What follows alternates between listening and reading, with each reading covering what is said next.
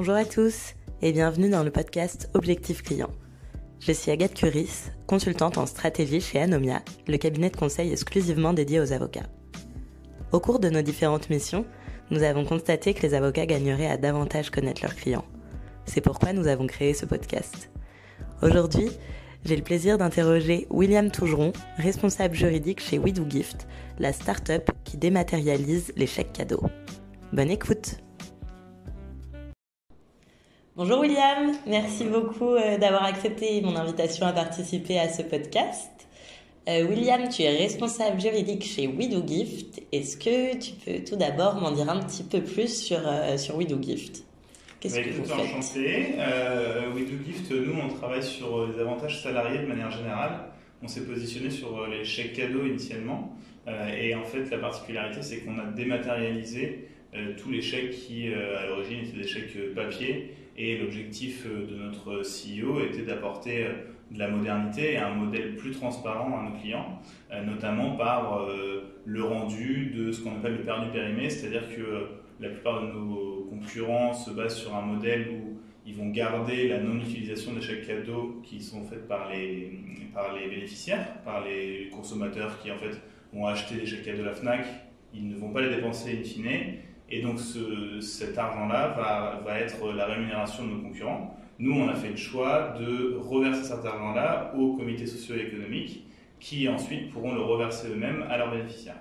Donc c'est une espèce de cercle vertueux et l'idée c'était de venir disrupter un marché qui était contrôlé par des gros acteurs historiques et d'intégrer une concurrence plus moderne et plus adaptée aux besoins de nouvelles boîtes et notamment de petites startups qui apparaissent sur le marché. Ok. Et WeDoGift, ça a été créé quand ? Ça a été créé en 2016, si je ne m'abuse. Très bien. Et du coup, avec un modèle plutôt start-up Exactement. Plutôt start-up. Ça a commencé, je crois de mémoire qu'ils étaient 3 ou 4, comme toute boîte. Puis ensuite, ça a quand même assez rapidement évolué. Très rapidement, ils sont passés une dizaine, puis une vingtaine. En fait, chaque année, ça doublait plus ou moins d'effectifs. Jusqu'à maintenant où on vient de passer la barre de 200 salariés là, il y a quelques mois. Pas mal. Et tout ça avec des levées ou financement ? On a fait quelques levées, mais peu comparé à nos concurrents. C'est pour ça qu'on a un modèle assez particulier et qui peut potentiellement être un peu complexe pour nous d'évoluer face à des concurrents qui lèvent des millions et des millions. Et on a fait, ici encore c'est de mémoire, mais je crois 2 ou 3 levées maximum, qui n'étaient pas des grosses levées. On a levé 700 000, des choses comme ça, mais qui étaient assez peu finalement comparé à nos concurrents, et notamment notre concurrent principal qui s'appelle Swile, qui eux se basent sur des grosses levées de fonds, et donc qui ont un modèle un peu différent du nôtre. Très bien. Swile, c'est les tickets resto aussi, c'est ça, exactement. Okay. Et ils se positionnent aussi sur les chèques cadeaux depuis peu de temps. D'accord. Ah, ok, ils essaient de vous doubler. Exactement. Très bien. Bon, et toi, du coup, tu es arrivé quand chez WeDoGift ? Moi, je suis arrivé en janvier 2020, donc un peu plus de 2 ans maintenant. Voilà, et voilà, c'est tout. Et quel est ton parcours ?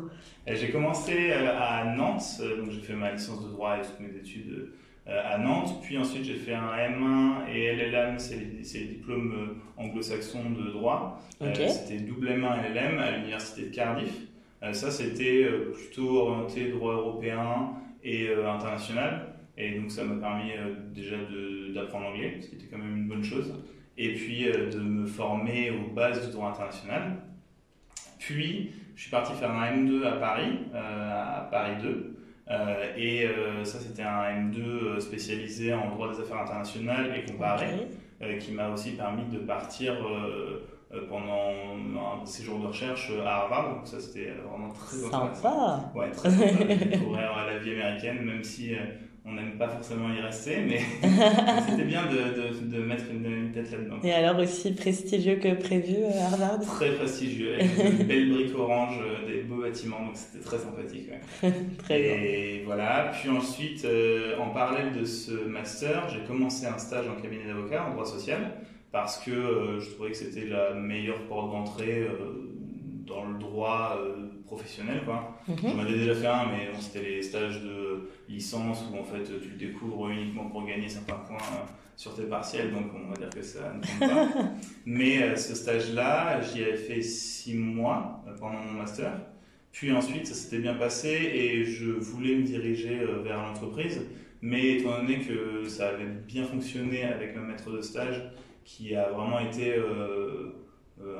un guide comment dire, dans mon approche plus professionnelle du droit que j'avais pas en sortant de master, j'ai voulu continuer avec elle. Elle voulait continuer et un peu me servir de tremplin pour accéder à ce qui serait ma profession plus tard.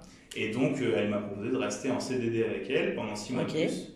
Donc, j'ai fait en tout 1 an et c'est au bout de ces 6 mois que j'ai commencé à chercher. Et en fait, j'ai eu beaucoup de chance, mais j'avais une amie qui travaillait chez We Do Gift à ce moment-là, qui m'a dit on va ouvrir un poste, on cherche quelqu'un, et j'y allais en me disant jamais je serais pris avec mon niveau d'expérience et le fait que ce soit une ouverture de poste, donc c'est quand même quelque chose d'assez structurant. Et finalement, ça s'est très bien passé, et puis voilà où j'en suis maintenant.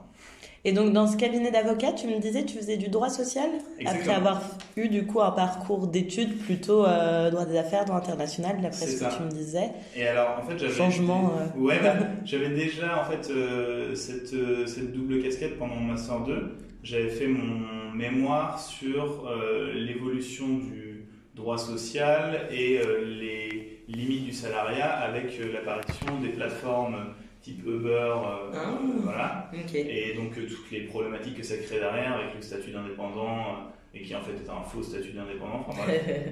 Et donc toutes ces questions-là, et j'ai essayé de mêler le droit des affaires et le droit social déjà. Et en fait, déjà c'était une matière qui me plaisait beaucoup. Et le rapport humain, je trouvais ça très intéressant aussi dans l'approche du cabinet dans lequel j'étais. Voilà.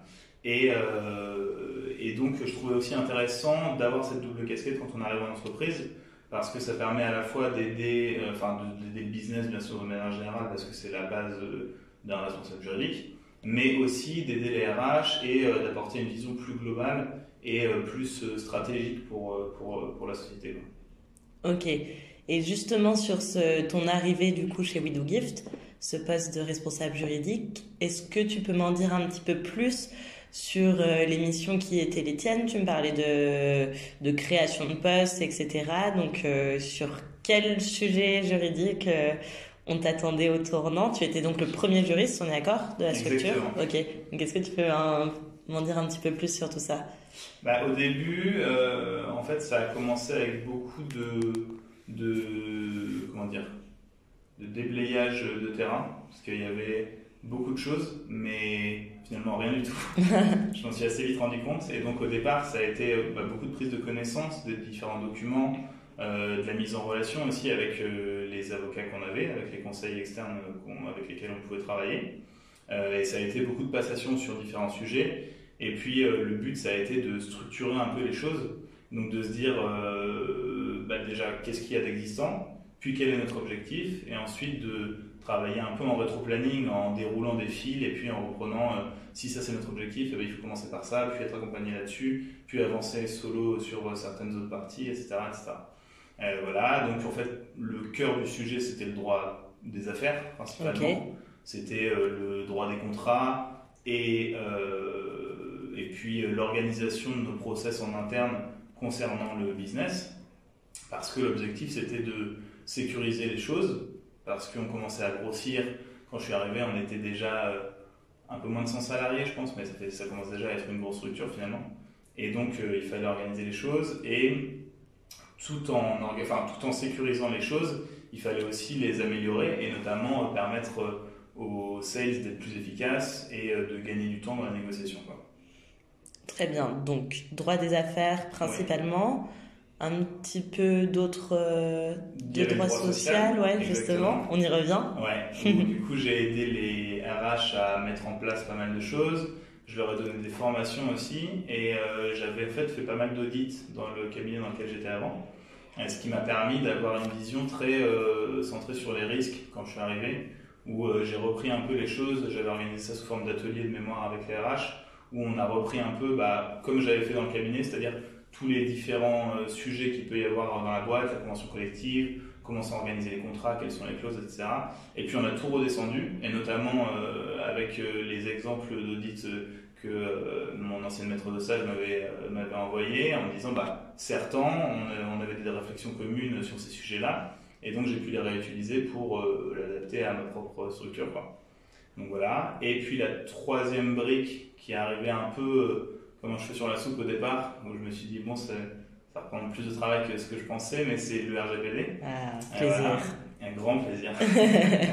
et donc j'ai découvert ça parce que je connaissais comme tout le monde connaît le RGPD et sa création, mais je n'y connaissais finalement rien du tout. Et donc je me suis formé, et ça beaucoup grâce au conseil avec qui je travaille le plus, qui est spécialisé en protection des données personnelles. Ok, eh ben, tu m'offres une très belle transition, tout était calculé. Justement, voilà, tu débarques tout seul dans une entreprise qui est déjà, qui a déjà une certaine taille, en ayant une expérience, c'est toi qui le disais, pas si grande, etc. Je suppose que ça a dû être un peu compliqué de tout processer. Donc en effet, est-ce que tu t'es vite tourné vers des conseils extérieurs, des avocats? Je suppose de toute façon que Widow Gift travaillait déjà avec certains cabinets. Enfin voilà, est-ce que tu peux m'en dire plus sur la collaboration que tu as pu avoir avec ces avocats? Ouais, quand je suis arrivé, effectivement, on travaillait avec 3 avocats, je crois. Il y avait du coup cet avocat spécialisé en protection des données personnelles, une avocate fiscaliste pour les questions très pointues en fiscal, qui est quand même une matière très particulière. Je ne vais rien dire de péjoratif, mais on va dire que c'est très particulier et très complexe sur beaucoup d'aspects, et notamment dans la pratique. Et le troisième conseil avec qui on travaillait, c'était un conseil, je ne sais pas pourquoi je parle au passé parce qu'on continue de travailler avec elle, mais une avocate spécialisée en droit social justement. Okay. Et notamment sur les parties contrôle URSSAF et les parties CSE qui sont aussi très complexes et pour la plupart très floues, et du coup sur lesquelles j'avais besoin d'avoir un vrai accompagnement, et notamment des prises de position de cette avocate, parce que j'avais ma propre interprétation des textes, mais à la fois pour le pousser en interne et aussi pour bien souvent finalement c'était des questions qui nous étaient posées par nos propres clients qui sont des CSE, et donc pour les orienter, étant donné qu'on a un devoir de conseil en tant que professionnel sur le marché, je devais être accompagné d'un avocat et aussi appuyer mes positions par des notes venant d'eux. Tout simplement pour une question de responsabilité, pour ne pas engager la société, et si jamais il y a un problème, montrer le petit papier d'avocat en disant voilà, il y avait cet avis-là qui nous a été donné et ça sort pas du chapeau, quoi. Ok. Et avant peut-être l'intervention de ces avocats sur du coup tous les sujets un peu business, etc., puisque tu me parlais du fait que sur le RGPD, tu t'étais formé notamment grâce à l'avocat avec lequel tu travailles en la matière. Globalement, est-ce que c'est important pour toi, que les avocats avec lesquels tu travailles aient aussi un peu cette casquette de formateur? Est-ce que ce sont des choses que toi tu as sollicité d'eux ou qu'ils t'ont proposé? Ou est-ce que finalement c'est juste de la formation parce qu'à force de bosser sur un dossier avec eux, tu comprends un petit peu le sujet? Ou est-ce qu'il y a vraiment une démarche de demande, de formation, etc.? Il y a eu je pense que c'est un peu un mix des deux. À la fois, forcément, on se forme en travaillant sur les sujets, comme tu l'as dit. Après, l'avocat avec qui je travaille, j'ai tout de suite été très transparent avec lui en lui disant que je découvrais pour la majeure partie cette matière-là. Mais en fait, le besoin moi que j'avais, c'était de pouvoir être assis en face des clients qu'on a et de pouvoir répondre à leurs questions. Donc au départ, j'étais accompagné par ce conseil pendant nos réunions, mais en réalité c'était très cher. Et surtout, l'objectif, c'était pas qu'on utilise un conseil externe pour répondre à toutes les questions, mais que moi je puisse, in fine, être face à eux et pouvoir leur expliquer les différentes qualifications qu'on retenait, pourquoi on travaillait de cette manière-là, quel était le fondement, etc. Puis c'était aussi une volonté personnelle de découvrir cette matière. Et ça a été un mix, à la fois je lui ai dit de manière très transparente que j'avais besoin de me former là-dessus, et lui-même a eu la volonté d'être assez pédagogue dans sa manière d'aborder les choses. Et en plus de ça, les tâches sur lesquelles on a été rapidement amené à travailler, c'est-à-dire la création d'une annexe RGPD à notre contrat et de notre politique de confidentialité, etc., c'est des documents en fait où l'objectif c'est d'expliquer à nos clients et à nos bénéficiaires comment ça fonctionne. Et donc à partir de là, forcément, c'est les meilleurs documents pour toi-même apprendre à manier un peu cette matière-là, quoi. Donc voilà, c'était un peu un mix des deux, quoi. Ok, très bien. Donc finalement, vis-à-vis de cet avocat, en tout cas, dans cette matière, tu attends de la part de l'avocat avec lequel tu travailles qu'il soit un peu à la fois un partenaire, mais aussi et potentiellement quelqu'un qui soit là pour t'épauler et te former, etc. Oui, tout à fait, tout à fait. Surtout sur le RGPD, en fait, surtout sur les matières déjà que je ne connais pas ou peu, et surtout sur les matières qui vont me servir dans la négociation. En fait, c'est une matière que je suis obligé de manier tous les jours, notamment par le fait que je suis aussi DPO. Et du coup, c'est forcément des matières que j'ai besoin de savoir moi-même manier. Typiquement la fiscalité ou d'autres matières comment dire, très complexes, enfin plus complexes en tout cas que le RGPD dans lequel je l'utilise moi. C'est des matières pour lesquelles j'aurais toujours besoin de faire appel à des avocats, et j'ai pas forcément, même si on se forme forcément en y réfléchissant, j'ai pas le besoin d'être un expert de ces matières-là, parce que ça va être finalement une utilisation très parcellaire, ou ça va être sur un point très précis, sur une analyse précise. C'est pas le cas pour le RGPD dont je vais me servir quotidiennement finalement. Je vois.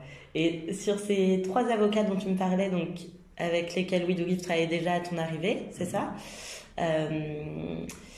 Est-ce que, donc c'est ceux avec lesquels vous travaillez majoritairement, mais est-ce que de manière peut-être plus épisodique, tu as eu affaire à d'autres cabinets?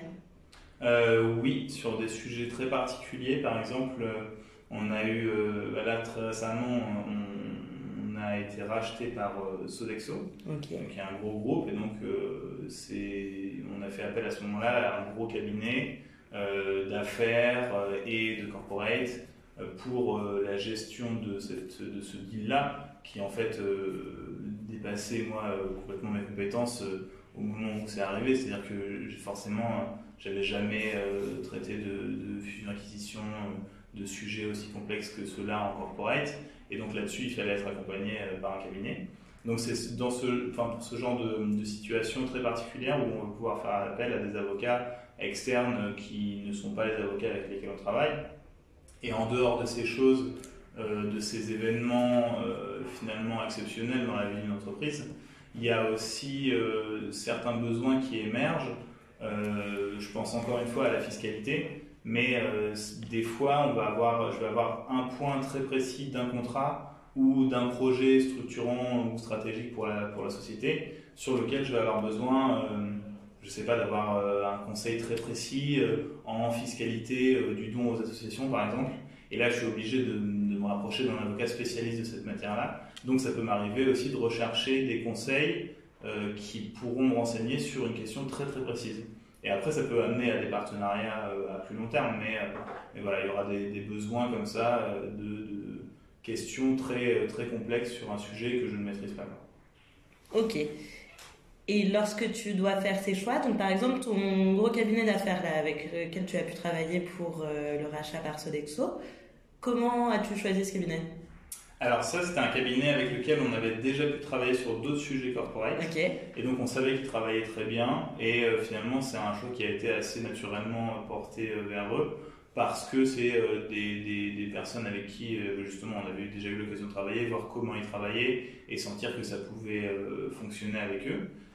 Et après, pour les autres cabinets que j'ai eu à rechercher, la question c'était comment je les ai trouvés. Oui, en fait, quels sont un peu tes critères de choix, même ce cabinet du coup corporate, donc vous aviez déjà travaillé avec eux, mais justement la première fois que vous avez travaillé avec eux, comment vous aviez été amené à travailler avec eux? Est-ce que pour ce type de sujets, M&A, etc. Ce qui compte, c'est plutôt la taille du cabinet que tu vas avoir en face, sa notoriété, sa renommée, le fait qu'il vous ait été recommandé par d'autres entreprises, le fait que toi, tu connaisses personnellement des avocats dedans, je ne sais pas, ça peut arriver. Enfin, un petit peu que, oui, comment ces choix se font. Là encore, je pense que c'est un peu un mix. Je pense déjà que ça dépend de la matière, enfin du besoin qu'on va avoir. Typiquement, quand c'est des sujets aussi structurants que M&A et corporate stratégique, on va surtout travailler par réputation du cabinet. Et là, on avait déjà eu l'occasion de travailler avec eux, donc on fait quand même des petits tests un peu sur le terrain de savoir est-ce qu'il y a déjà un feeling, est-ce que ça fonctionne, est-ce que le travail qui est rendu est de qualité, est-ce que les avocats avec lesquels on travaille sont disponibles, voilà ce genre de critères-là. Moi je travaille aussi beaucoup sur les conseils, soit des gens que je connais, parce que forcément vu que j'ai fait du droit, j'ai beaucoup d'amis qui sont maintenant soit juristes, soit avocats, soit directeurs juridiques, etc. Donc forcément, je me base aussi beaucoup sur leur expérience à eux. Et puis, je donne un peu de travail à mes amis quand je peux. Ça, c'est sympa.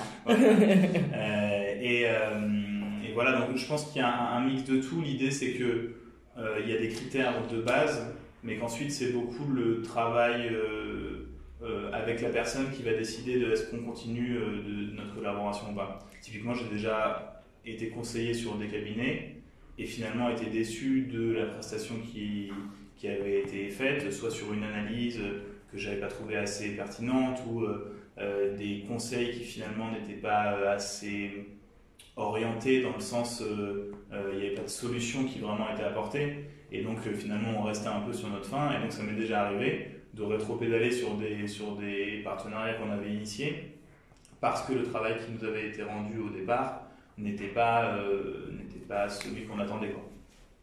C'est intéressant ce que tu me dis sur le fait d'avoir mis fin un petit peu à des collaborations, du fait que le conseil n'était pas assez orienté, qu'il n'y avait pas de solution. C'est pas la première fois que j'entends ça. Donc, cela implique que toi, lorsque tu travailles avec un avocat, oui, tu veux qu'on t'expose le droit, quoi, mais que tu connais déjà un petit peu, mais aussi vraiment, oui, qu'il y ait cet aspect conseil. Tout à fait.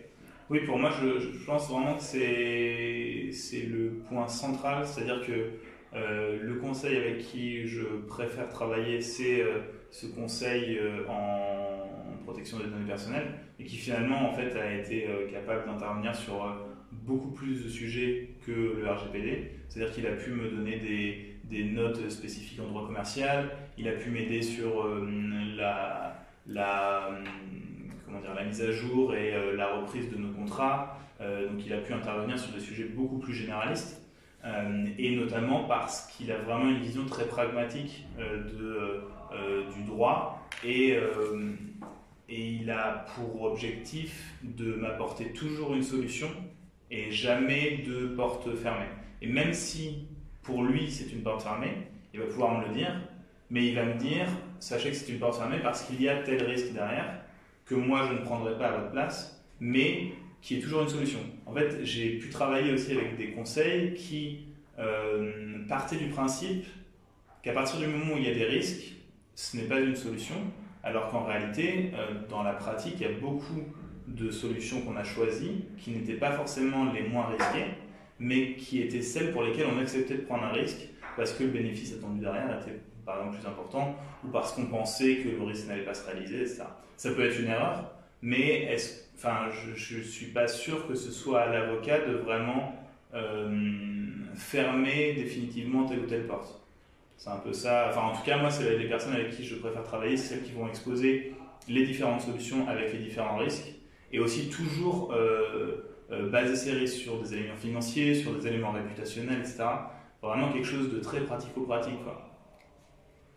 Est-ce que tu penses que le fait que certains avocats ne se prononcent pas ou ferment des portes justement dès qu'il y a des risques, ça veut dire que, ça peut être provoqué par le fait qu'ils ne soient pas assez au fait des enjeux business, peut-être du fait que voilà, une entreprise pour se développer a besoin de prendre des risques de temps en temps parce que le gain peut être bien plus important, etc. Est-ce que tu peux interpréter ça comme ça ou pas du tout, c'est moi qui affabule? Non, non, je pense qu'il y a forcément un aspect comme celui-là. En fait, moi, c'est quelque chose dont je me suis rendu compte aussi pendant mes études, c'est-à-dire que je suis sorti de master, je connaissais le droit, mais je n'avais aucune idée de ce qu'attendait une entreprise de mon travail quand je suis arrivé à mon entretien. C'est-à-dire que oui, j'ai expliqué que je connaissais le droit, que je savais, même je savais appréhender les risques, mais finalement les risques, quand on les voit dans la théorie,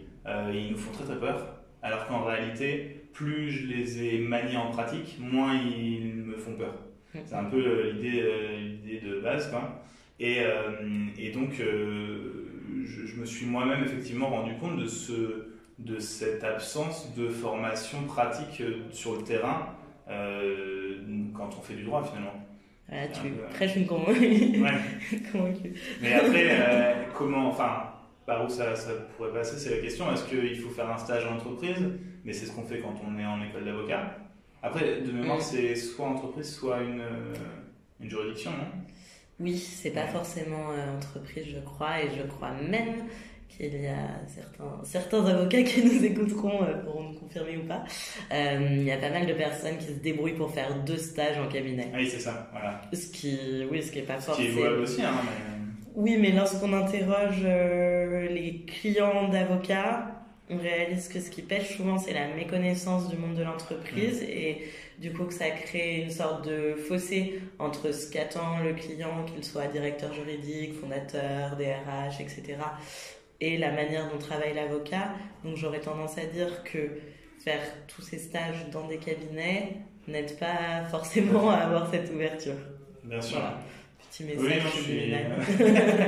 Effectivement. Non, mais je suis tout à fait aligné. C'est vrai que c'est ce qu'on ressent avec... Enfin, moi, c'est ce que j'ai ressenti avec les conseils avec lesquels j'ai arrêté de travailler, où en fait, j'avais plus l'impression d'assister à un cours de droit que de recevoir un conseil, finalement.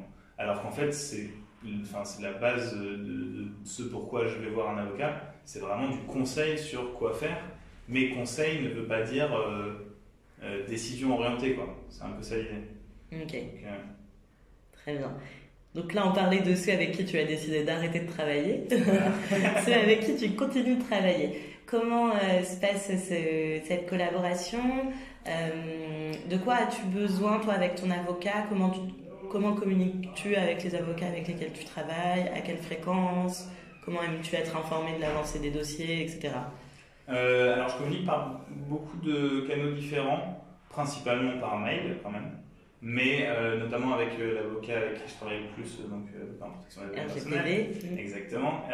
Avec lui, je peux aussi travailler par SMS, par appel, en fait, tous les canaux dont on dispose en fonction de l'urgence de la situation. C'est pas moi qui ai imposé ça, hein, bien sûr, je lui ai pas dit que j'allais commencer à l'appeler 23h le soir, mais c'est lui qui m'avait proposé et qui m'avait dit si jamais il y a une urgence qu'il préférait être contacté directement parce que lui ça lui posait pas de soucis et que dans tous les cas si jamais il n'est pas disponible il me le dit et donc je le contacte à ce moment-là par mail et voilà, mais ça se passe assez naturellement, quoi. Ok, donc ce que tu aimes bien c'est avoir quand même une communication un peu spontanée, que tu puisses demander conseil voilà, dès que tu as une petite question, etc., que tu puisses joindre assez facilement l'avocat avec lequel tu travailles. Okay. Très bien. Et tu me disais justement par rapport à cet avocat du coup préféré, qui t'apportait pas mal d'informations, etc. Justement, toi, comment tu te renseignes sur l'actu juridique? Donc, il y a les avocats avec lesquels tu travailles qui peuvent te donner des nouvelles. Est-ce que tu es inscrit à des newsletters? Est-ce que tu es présent sur LinkedIn et tu regardes un peu les news sur LinkedIn? Peut-être si tu as des avocats dans ton réseau, je ne sais pas. Enfin, voilà. Comment t'informes-tu? Là encore, un peu par tous les moyens possibles. C'est-à-dire que j'utilise un outil de veille qui est LexisActu. Pour pas leur faire de la pub, hein, mais voilà. Donc ça me sert un peu à avoir... je reçois une newsletter qui m'informe quotidiennement des évolutions, des grands arrêts, etc. Bon, 90% des choses ne m'intéressent pas, mais je peux garder en tête certains sujets ou aller creuser d'autres sujets, d'autres arrêts qui viennent de paraître. Voilà. Et donc ça, c'est vraiment l'outil de base qu'on utilise. Et ensuite, je me renseigne par différents canaux, à la fois par la presse de manière générale, mais aussi par certains avocats qui peuvent m'envoyer, je ne sais pas si on peut appeler ça des newsletters, c'est plutôt des mails d'information lorsqu'il y a des grosses avancées juridiques sur des sujets qu'ils savent qui vont m'intéresser. C'est-à-dire que je ne sais pas exactement comment ils font pour savoir quel type de client va être intéressé par tel type d'évolution juridique, mais en tout cas, je reçois des informations qui vont pouvoir m'intéresser dans les domaines avec lesquels, dans les domaines sur lesquels on va pouvoir travailler ensemble, quoi. Donc voilà. Et donc ceux-là, ce ne sont pas toujours des avocats avec lesquels tu travailles, ce que tu disais? La plupart si. La plupart si. Voilà, okay. C'est toujours des gens avec qui j'ai eu un contact. Des fois, ça a pu être un contact uniquement une fois, et à partir de là, ils ont commencé à m'envoyer des mails. Mais la plupart des cabinets qui me contactent pour m'envoyer ce type d'informations, c'est des cabinets avec lesquels je travaille quotidiennement. Ok. Quotidiennement. Jusque-là, mais en tout cas, habituellement. Voilà. Et ensuite, sinon, les réseaux habituels, type LinkedIn, ce genre de choses sur lesquels je vais pouvoir trouver des articles spécifiques. J'ai des avocats avec qui je suis en contact dessus, qui postent régulièrement des avancées jurisprudentielles dans toutes les matières qui, moi, m'intéressent, et sur lesquelles je vais aller m'informer, poser des questions. Je vais pouvoir rentrer en contact si jamais je sens qu'il y a des choses que j'aimerais creuser avec eux. Voilà. Et est-ce que justement un avocat qui posterait régulièrement sur LinkedIn des articles qui toi te sont utiles, ou des posts, pas forcément format article, mais des informations qui te sont utiles, est-ce que ça pourrait jouer dans tes critères de choix d'avocat? Admettons si demain tu as besoin d'un avocat dans telle matière et que tu en as 2-3 sur LinkedIn que tu trouves plutôt pertinents sur ces sujets-là, tu les contacterais en priorité ou pas du tout? Alors, je ne suis pas la personne la plus réseau du monde, comme tu as pu le constater, mais donc je ne sais pas si j'irai en priorité vers ces personnes-là, mais oui, je pense que c'est un vrai atout, c'est-à-dire que je me suis moi-même, alors que pourtant je me tiens loin des réseaux, je me suis moi-même, j'ai pu soit me rapprocher d'avocats, soit aller creuser des sujets vraiment en profondeur avec des avocats qui avaient publié des articles ou qui avaient ouvert la réflexion sur certains sujets dans les matières que j'ai l'habitude d'utiliser. Donc oui, je pense que ça peut être très, très intéressant. Ouais. Tu disais que tu n'étais pas très réseau, là on parle de réseau du coup digital. Quid des réseaux peut-être physiques? Est-ce qu'il y a des réseaux pro dont tu fais partie? Les réseaux, les juristes de la French Tech, la French Lawyer, le FLIT? C'est ça. C'est le seul réseau que j'ai rejoint. Je l'ai rejoint quand? Il y a 1 an à peu près, un peu plus. Parce que je découvrais que ça existait déjà. J'ai découvert ce grand monde des réseaux grâce à notre ancien directeur financier qui, lui, faisait partie d'un réseau de directeurs financiers. Okay. Et j'ai découvert l'existence de ces réseaux pro à ce moment-là. Et donc, je m'étais renseigné sur plusieurs, je ne sais plus comment s'appelle le gros réseau, mais il y en a un autre qui est celui de directeur et responsable juridique, mais qui est plus institutionnel et plus classique, on va dire, dans leur approche. Okay. Et je crois qu'il faut payer aussi. Alors que le Fleet Network, donc celui dont je fais partie, c'est quelque chose de totalement gratuit et très orienté entreprise de la tech. Et donc c'est ça aussi qui m'a plu, c'est-à-dire que je me retrouvais vraiment à la fois dans mes homologues et à la fois dans les problématiques qui étaient abordées. Les podcasts traitaient toujours de sujets soit que j'avais moi identifiés à l'intérieur même de notre structure, ou alors de choses qui portaient vraiment sur des problématiques que je vais rencontrer moi et qui sont très spécifiques aussi à la tech. C'est-à-dire à ce type d'entreprise, très centré sur le développement, à la fois sur le business, mais aussi sur l'évolution des nouvelles technologies, par exemple les outils qu'on va pouvoir utiliser, qui vont nous aider à être plus performants dans l'envoi de contrats dématérialisés, etc., etc. Donc c'est une approche très technologique du droit qui moi aussi me plaît beaucoup parce que je trouve que c'est très moderne comme approche et que ça correspond bien à l'évolution de la société et que je trouve que c'est un peu dommageable pour le juridique que une grosse partie reste un peu en arrière par rapport aux évolutions de toutes les autres matières en fait, je trouve. C'est-à-dire qu'on se rend compte des fois que le droit est complètement en retard par rapport aux autres pôles et notamment les directions juridiques des fois sont complètement en retard par rapport à l'évolution des pôles marketing, communication et il n'y a pas vraiment de raison en fait à ça. Si ce n'est qu'on peut voir le droit comme une matière très classique, etc. Mais en réalité, c'est une erreur pour la plupart pour la plupart des situations. Typiquement, nos conditions générales d'utilisation, ce genre de choses, je suis allé me renseigner sur tout ce qu'on appelle le legal design. C'est du coup la réutilisation du droit pour le rendre plus compréhensible aux consommateurs. Et c'est vrai que ça paraît évident, c'est-à-dire que je trouve ça absurde que les documents qui sont à destination des consommateurs, ces mêmes consommateurs n'y comprennent absolument rien. C'est quand même dommage, quoi. Donc voilà, je pense que plus on avance, plus on va vers à la fois une digitalisation et à la fois une simplification de nos matières et je trouve ça bien. Il ne faut pas que ce soit trop simple, mais que ce soit plus simple. Non, mais que ce soit compréhensible en effet des utilisateurs, des clients, c'est quand même une partie importante. On se demande si de temps en temps ça n'arrange pas justement les entreprises que leurs clients ne comprennent pas la moitié des conditions. Tout à fait. Comme ça, hop. Mais c'est vrai que c'est dommage.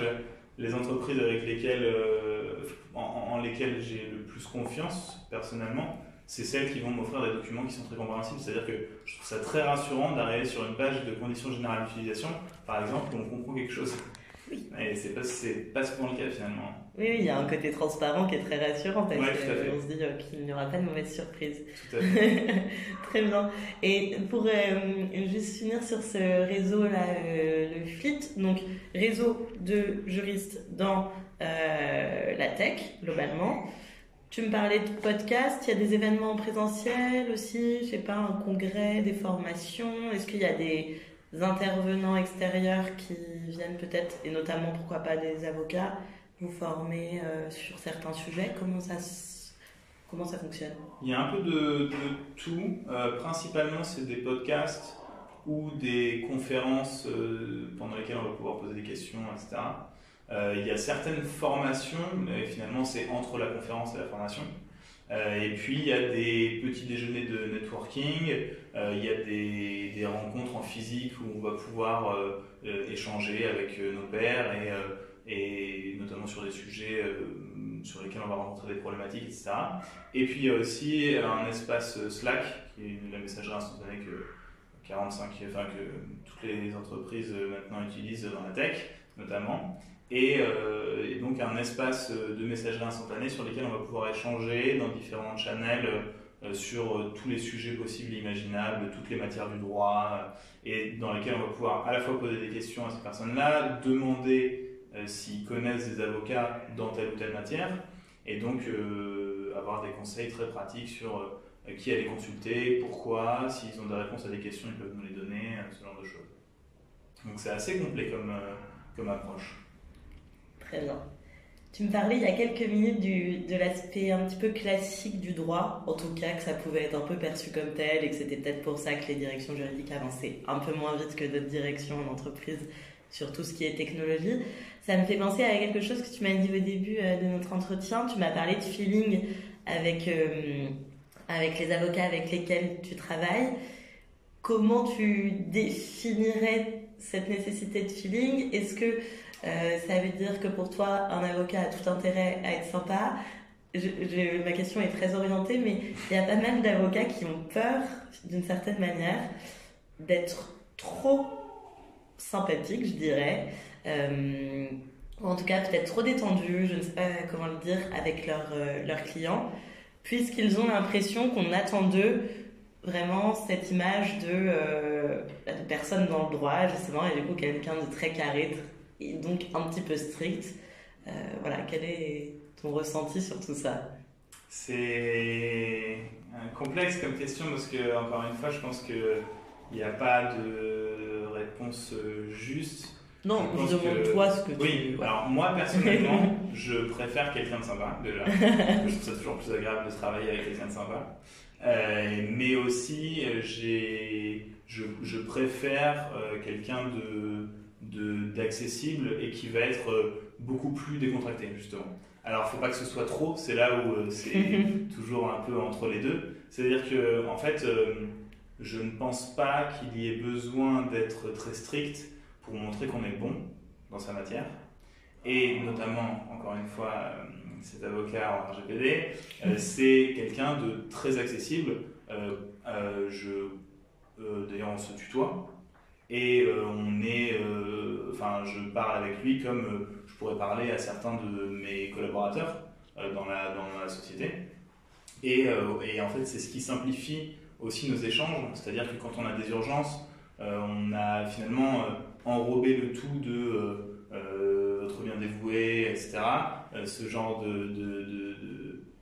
comment dire, d'enrobage, oui, ne permet pas en fait d'être très fluide et de gérer les urgences comme moi je les gère. Et finalement, c'est pour ça que je pense que je préfère la simplicité, mais il faut que ce soit accompagné par quelqu'un qu'on sait très solide sur ses appuis dans sa matière. Mais encore une fois, je ne pense pas qu'on ait besoin d'être strict pour le montrer, qu'on est bon. Très bien. Voilà. Ça marche. Il y a un sujet qu'on n'a pas abordé, enfin, il y a plusieurs sujets qu'on n'a pas abordés, mais là, nous allons parler budget, facturation. Qu'est-ce que tu préfères, toi? Peut-être, à la limite, j'allais dire peut-être que toi, tu n'as pas de préférence à titre personnel, mais en tout cas, ce qu'on attend de toi à l'échelle de l'entreprise aussi, sur la facturation, le type de facturation des avocats avec lesquels tu travailles. Est-ce que, en début d'année, voilà, on te donne un budget pour ton département et du coup, tu es très ric-rac et il faut que tout soit prévisible. Enfin, comment ça fonctionne? Alors, les facturations avec lesquelles je travaille, enfin avec lesquelles les conseils avec lesquels je travaille, elles sont doubles. On a certaines choses forfaitisées, donc où je sais vraiment là où on va aller, combien ça va coûter, et d'autres choses qui sont un peu plus flottantes, qui sont en fonction des heures de travail, c'est-à-dire que parfois un conseil va penser que telle analyse va prendre 1 heure, et finalement ça va en prendre 5, et donc il se retrouve complètement lésé dans l'histoire. Donc il y a cet aspect double forfaitisation un peu différente. Et puis le problème que l'avocat avec lequel je travaille le plus a rencontré, c'est qu'au départ on travaillait que par forfait et en fait on s'appelait beaucoup, on était souvent en contact et il m'a dit au bout d'un moment, étant donné qu'on gère beaucoup de choses à l'oral, ce serait bien d'instaurer quelque chose d'horaire quoi. Et donc ce qui s'est passé, c'est qu'on a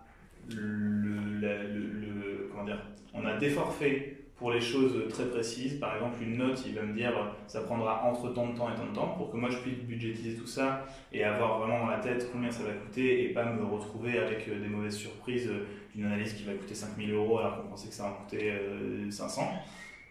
Donc ça, c'est pour les analyses qu'on va pouvoir prévoir. Et ensuite, tout ce qui va se faire au quotidien, au fil de l'eau, une réunion qui n'était pas forcément prévue et qui va durer un temps aléatoire, en tout cas qu'on ne saura pas exactement, on ne pourra pas le prévoir en amont. Ça, c'est du coup sur une base de taux horaire qu'on va fixer en amont bien sûr et qu'il me donnera en fin de mois. Donc je peux prévoir, je dirais, 80% des choses et il y a 20% qui ne sont pas totalement prévisibles. On sait plus ou moins combien de temps ça durera, mais ce sera fluctuant en fonction des besoins, enfin de la pratique et des besoins réels, quoi. Donc c'est un peu un entre-deux. Et pour répondre à ta question initiale, c'est-à-dire comment moi sur quoi est basé mon budget, moi j'ai un budget global sur l'année, et ensuite c'est à moi de le faire évoluer. Donc plus je peux prévoir les dépenses et plus je peux avoir une vision claire sur combien va coûter telle analyse, mieux c'est. Mais il faut aussi s'adapter en fonction des besoins du conseil en face, quoi. Très bien. Et cet avocat avec lequel tu travailles du coup très régulièrement, d'après ce que j'ai compris, est-ce qu'il n'a jamais été question d'un abonnement, un abonnement global tous les mois voilà, tu peux lui poser toutes tes questions. Alors, il ne me l'a pas proposé parce qu'en fait, ça a évolué énormément en fonction des mois. C'est-à-dire qu'on a travaillé sur un gros audit global de la protection des données dans notre société qui, là, a été très très prenant. On faisait beaucoup d'ateliers avec tous les pôles pratiquement de la boîte. Il a travaillé sur beaucoup de livrables. Et donc, ce mois-là, typiquement, a été très chargé. Enfin, ces plusieurs mois-là ont été très chargés. Mais ensuite, il y a eu des gros moments où il n'y avait pratiquement plus rien. Donc en réalité, à la fois pour lui comme pour moi, je pense que ça aurait été désavantageux parce que lui aurait été moins payé que ce qu'il aurait dû être sur les mois où on allait avoir 45 ateliers par semaine, etc. Et à contrario, il aurait été beaucoup trop payé entre guillemets, sur les mois où on allait avoir pratiquement aucun sujet qui allait apparaître. Oui, Donc, c'est le jeu de l'abonnement, voilà, justement. c'est ça. En fait, c'est censé s'équilibrer sur l'année, quoi. Oui, tout à fait. Mais c'est vrai que c'est tellement fluctuant que je me sens plus.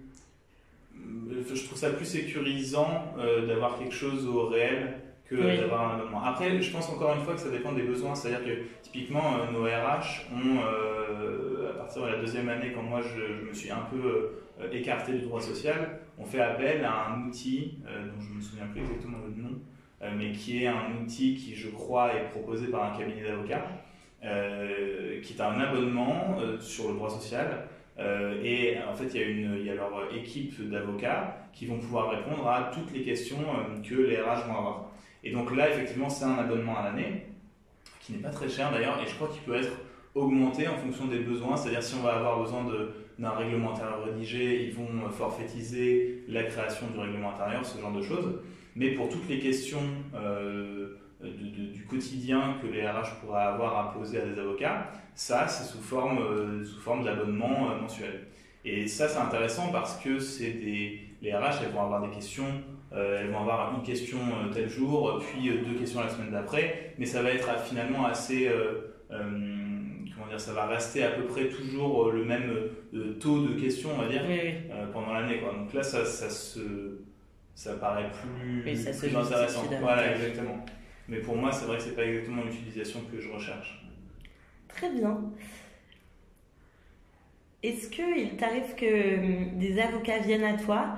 Donc, globalement, j'ai compris que jusqu'à maintenant, donc, il y a de toute façon les avocats historiques de We Do Gift, les autres, c'est de la recommandation, de la réputation de cabinet, des amis, etc.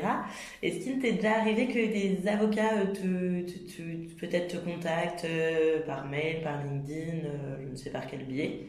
Si oui, comment tu as accueilli ce type de démarche? Alors, des avocats, je ne crois pas. J'ai eu beaucoup d'outils qui m'ont contacté. Des avocats, je n'ai pas l'impression. Après, en fait, des fois, on croit que c'est des outils et finalement, c'est derrière des cabinets d'avocats qui prennent le nom d'un outil pour... voilà. Mais non, des avocats, je ne crois pas. Je pense que ça pourrait être une bonne idée, mais il faut faire attention à ne pas tomber dans la publicité un peu... Enfin, comment dire, c'est pas la publicité le mot, mais le fait d'aller... Enfin, le démarchage constant. Parce que... Alors après, c'est un avis personnel, mais j'ai tendance à être plus repoussé par le démarchage qu'autre chose. Typiquement, quand un restaurant va avoir son serveur devant qui nous demande de venir manger et que les plats servis sont les meilleurs au monde, ça va plus me donner envie de fuir qu'autre chose. Donc je pense que c'est l'écueil à éviter si jamais démarchage il y a. Et dans tous les cas, je pense que même s'il y a un démarchage, en fait, le truc c'est qu'il faudrait que ça tombe au bon moment. C'est-à-dire qu'il faudrait qu'au moment où moi j'ai un besoin, le démarchage arrive et que je me dise « Ah, effectivement, j'ai ce besoin-là sur lequel je recherche un avocat », mais en réalité, il faudrait avoir un timing parfait. Parce que quand j'ai un besoin qui apparaît, je vais directement aller m'enseigner pour savoir quel avocat je vais vouloir rencontrer, etc. Donc, je ne sais pas si le démarchage avocat-client est le plus adapté.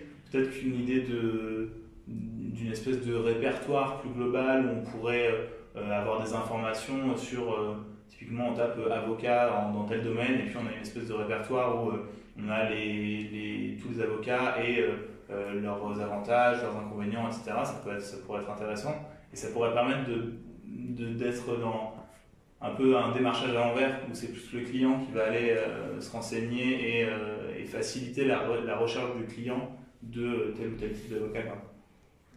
Très bien. Donc si je te demande, selon toi, comment pourraient faire les avocats pour se rendre visibles auprès de toi, admettons auprès de toi d'une autre direction juridique, est-ce que tu as des recommandations justement pour pas tomber dans cette notion de démarchage, mais peut-être t'apporter davantage de valeur je sais pas, t'envoyant justement du contenu, on parlait un peu de newsletter tout à l'heure, ce genre de choses, ou en te proposant des formations, est-ce qu'il y a des petits tips comme ça auxquels tu pourrais penser? Je pense que les réseaux de manière générale sont quand même les plus efficaces, c'est-à-dire que j'ai tendance à accepter beaucoup sur LinkedIn typiquement. Et ensuite, c'est les publications LinkedIn, elles apparaîtront forcément, donc je finirai par les voir. Donc je pense que c'est peut-être le plus efficace, en tout cas pour moi. Après, effectivement, des formations, des podcasts, des conférences, ça c'est le genre de choses qui attire mon attention. Ça passe beaucoup, alors moi c'est par les canaux de mail c'est les canaux mail qui vont le plus me toucher, notamment par le biais de ce Fleet Network qui propose ces formations-là. Mais j'ai déjà pu assister à des podcasts ou à des formations ou à des conférences qui apparaissaient dans mon fil LinkedIn. Ok. Donc voilà, donc je pense que ça peut être un bon point d'entrée pour ensuite creuser. Et d'ailleurs, j'ai déjà pu assister à des conférences et j'ai pu en sortir en me disant tel cabinet, il a vachement bien sur tel sujet, donc je vais aller reprendre contact avec eux, etc.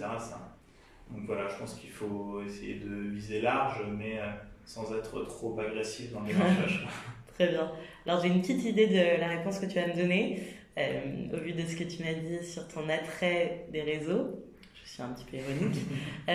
J'ai certains avocats avec qui je travaille se lancent sur Facebook un peu et Instagram.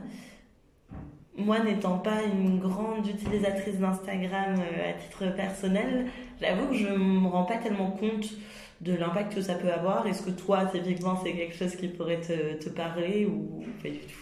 Alors, j'ai ouvert mon compte Instagram il y a un an même pas, et il y a une photo dessus, je crois. Donc, je pense que je suis pas forcément la meilleure personne à qui poser la question. Je pense que ça peut fonctionner, mais là aussi, il faut arriver à être entre le professionnel et le non professionnel, on va dire. Mais c'est-à-dire qu'il faut faire attention. Je pense que l'écueil aussi là-dedans, c'est de paraître un peu trop détendu, quoi, si on est sur Instagram. Je pense qu'il faut le faire de la bonne manière. Je pense que ça peut être intéressant, parce que c'est quand même un réseau qui est ultra utilisé, c'est-à-dire que moi je vois dans mes cercles d'amis, y compris dans mes cercles d'amis qui sont responsables juridiques ou juristes ou qui travaillent en entreprise, il y en a, et l'immense majorité utilise Instagram. Donc je pense que ça peut fonctionner, mais il faut bien l'amener. Okay. Mais je trouve que plus on avance, plus on va entrer dans ce type de relation-là, y compris avec les avocats en fait. Il n'y a pas de raison que les avocats soient les seuls à ne pas se proposer sur Instagram, on va dire. Ok, c'est noté. Est-ce que lorsqu'on te recommande un avocat, tu as besoin d'un avocat sur un point très précis, on te donne un nom, quel est ton réflexe? Est-ce que tu contactes juste directement la personne puisqu'on t'a donné son numéro, etc. Est-ce que tu tapes ce nom sur Google pour aller voir un petit peu de qui il s'agit? Voilà. Ouais, je vais d'abord faire des recherches pour en savoir un peu plus. Souvent, je vais voir le site internet du cabinet, tout simplement. Et je vais regarder un peu, parce que souvent quand je fais ces recherches-là, c'est que j'ai un besoin très particulier sur une question très précise. Et donc, je vais souvent aller me renseigner pour savoir si l'avocat qu'on m'a conseillé est adapté à ce type de questions. C'est-à-dire, typiquement, si j'ai une question sur la fiscalité des associations, je vais aller voir si le fiscaliste qu'on m'a proposé est professionnel des associations, si c'est quelque chose qu'il maîtrise ou pas. Donc, oui, je me renseigne d'abord et ensuite, je prends contact. Et en fait, les premiers contacts, c'est est-ce que vous pensez être en mesure de répondre à telle ou telle question selon vos domaines de compétences. Et souvent, ça passe par un appel où, en fait, rapidement, l'avocat que j'ai en face va me dire bah oui, j'ai eu l'habitude de travailler sur tel ou tel sujet, donc il n'y a pas de problème. Voilà. Mais oui, au départ, il y a une première recherche que je fais sur Internet. Ouais. Et lorsque tu vas voir leur site Internet, qu'est-ce qui attire l'œil? Qu'est-ce que tu considères comme un bon site, entre guillemets, et un site qui va te décourager de travailler avec la personne? Voilà, est-ce qu'il y a des choses qui sont plus percutantes et pertinentes pour toi de mettre sur un site internet? Alors, typiquement, peut-être le look, le design, je sais pas. Enfin, alors, qu'est-ce qui te... ouais, déjà, en fait, je pense qu'il vaut mieux ne pas faire de site internet que faire un site internet très mal fait, ou en tout cas quelque chose de WordPress ou des trucs un peu faits à la main. Voilà. Je pense qu'il faut, quitte à le faire, autant le faire vraiment bien. Le design, je trouve, est toujours important parce que c'est ce qui va rendre la chose professionnelle. C'est un peu comme quand tu me parlais d'Instagram tout à l'heure. Je pense que si un avocat fait le choix d'être sur Instagram, il faut le faire bien et rendre la chose très professionnelle. L'objectif, c'est qu'on arrive sur le site internet et qu'on se sente en confiance et qu'on se dise ah, voilà, en face de moi, j'ai un avocat qui va pouvoir traiter mon sujet. Et ensuite, moi, ce que je vais voir en premier, c'est les biographies, je ne sais pas si on peut appeler ça comme ça, mais en tout cas, les petits textes d'explication sur quels ont été les principaux partenariats, quels ont été les principaux dossiers qui ont été traités ou les sujets sur lesquels ils vont avoir énormément d'expertise. Voilà. Et puis, souvent, il y a des partenariats qui sont un peu affichés, soit avec justement des associations, soit avec certaines boîtes, soit voilà, tout ce genre de choses fonctionne bien. Et puis, c'est à peu près tout. Et puis, quelque chose qui donne envie aussi, quoi. Qui donne envie et qui montre que le site n'est pas là juste parce qu'il faut faire un site, mais parce que ça s'inscrit aussi dans une démarche de modernité, de disponibilité de l'avocat par rapport à son client. Donc voilà, il faut que ça montre quelque chose, quoi. Et justement, au moment où tu fais ta petite recherche Google sur les avocats dont tu as les noms, si tu vois qu'il n'y a pas de site, puisque tu me disais il vaut mieux ne pas faire de site qu'un site moche, mal fait, etc. Est-ce que le fait de ne pas avoir de site, par exemple pour un avocat indépendant, est-ce que c'est rédhibitoire pour toi ou du coup tu vas voir, justement parler de LinkedIn tout à l'heure, son LinkedIn, peut-être les avis Google quand il y en a, est-ce que ça t'est déjà arrivé de regarder des avis Google? Ouais. Oui, je pense que c'est encore une fois, faut multiplier les recherches quand on ne trouve pas au premier jet, mais c'est pas rédhibitoire. Je pense que c'est un désavantage, clairement, comparé à un avocat qui aurait un site et un bon site, d'autant plus. Après, c'est pas rédhibitoire parce que je vais quand même aller pousser les recherches et aller voir, comme tu le dis, sur LinkedIn, d'autres réseaux, des avis Google, etc. Même si faut quand même beaucoup se méfier des avis Google et surtout pour les avocats, je pense. Mais voilà, je vais plus faire appel à mes réseaux à moi. Mais c'est vrai que si je n'arrive à rien trouver du tout, je pense que j'irai quand même contacter la personne. Mais en fait, si à côté, je suis en train de un peu benchmarker les différents avocats et que je vois qu'à côté, il y en a 2-3 qui ont des sites internet et que je me rends compte qu'ils collent à la recherche que moi je fais initiale, je pense que j'aurais plus tendance à me diriger vers des avocats qui ont un site. Tout simplement déjà parce que j'aurai la confirmation qu'ils seront adaptés. Donc ça m'évitera à moi aussi de perdre du temps à aller contacter un avocat qui finalement, au bout du deuxième rendez-vous, au bout du premier rendez-vous, me dirait non, je ne suis pas du tout en capacité de répondre à vos besoins, quoi. Ok. Voilà. Pas rédhibitoire, mais quand même désavantageux. Très bien, c'est noté. Eh bien écoute, merci beaucoup pour tous ces précieux conseils. Est-ce qu'il y a un petit mot de la fin que tu aimerais? Une dernière recommandation? Non, déjà, merci beaucoup de m'offrir cette première expérience podcastique. Non, pas vraiment de mot de la fin, si ce n'est de s'adapter à son client. Je pense que c'est ça aussi le but du jeu, quoi. Mais d'être moderne. Le droit n'est pas une tour d'ivoire et brisons les codes. Très bien. Eh bien, écoute, merci beaucoup, Iliane, et à bientôt. Merci à toi. Et voilà pour cet épisode. Merci de l'avoir écouté. Je vous invite à retrouver l'ensemble de nos contenus sur le site d'Anomia, www.anomia.fr. À bientôt.